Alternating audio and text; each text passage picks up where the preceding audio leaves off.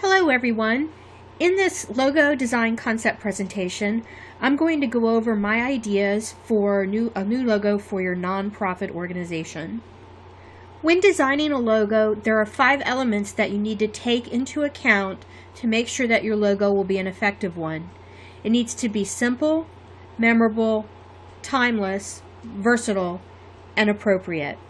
For more information on what exactly that means, feel free to click the link above to go to my presentation regarding this. Before I get started on the reveal of the logos that I've created for you, I wanted to give you a little bit of background about my design process. All of my logo designs are vector-based and done in Adobe Illustrator. This is for versatility and scalability. When someone tries to create a logo in Photoshop or some other paint program, they aren't scalable to any size. If you try to blow them up, you're going to start to get jagged edges, and if you try to shrink them down, you're going to lose important details. A logo design should always be vector-based from the start.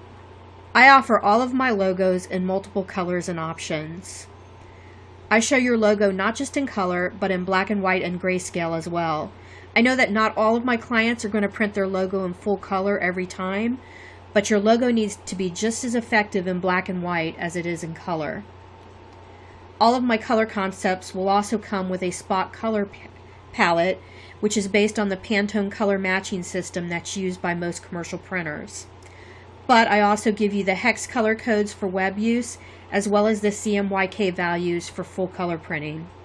Keep in mind that there's going to be variations in each of these color spaces, so spot colors are not necessarily going to translate perfectly to RGB or CMYK, but I have provided you with the closest match possible for each. Because I'm designing in Adobe Illustrator, which is a vector-based format, I can provide you with multiple versions of your logo depending on how it's going to be used.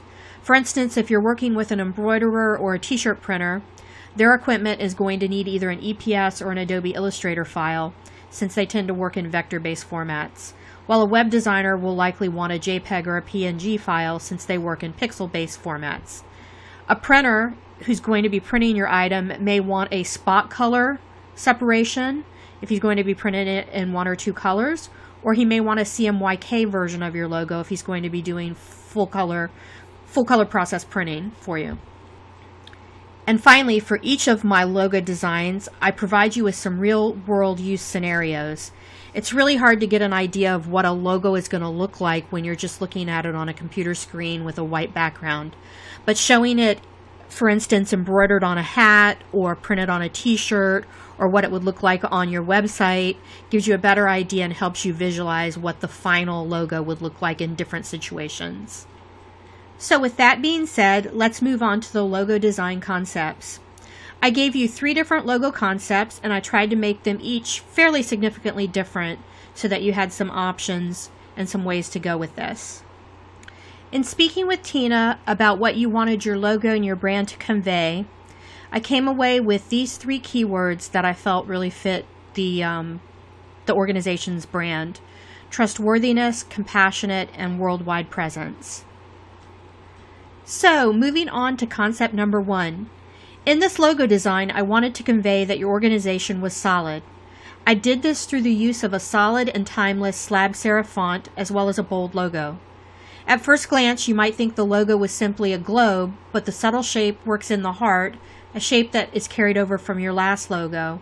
This combines the love aspect of your previous logo with the fact that your organization is now going even more global.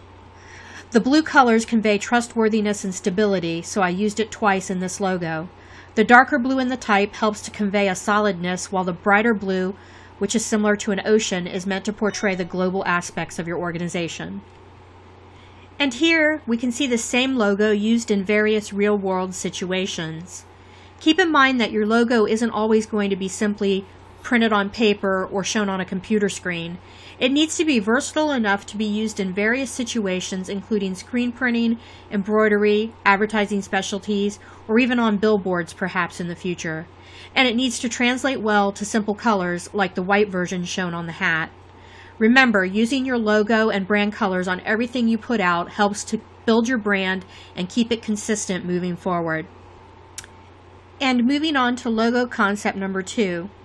Again, I'm still using a blue, although it's a very dark version of it, because it represents security and trust. Instead of going with the trite green that most people would use for the landmass and the globe portion of the logo, I instead went with a brownish color, although it's a lighter brown. This is because brown tends to convey family connections, strong foundations, education, and nurturing, which seem to fit with the focus of your particular organization. And again, here's some real-world use scenarios of this particular logo as well.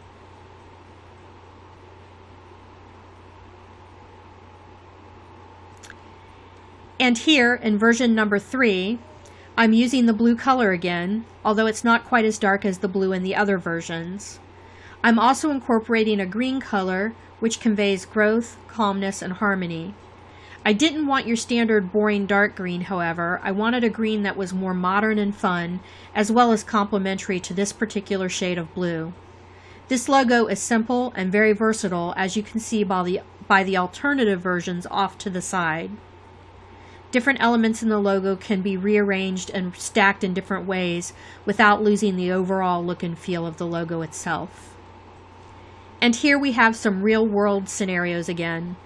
As you can see in some of these, the logo has been changed a bit to fit the dimensions of where it's going to be printed.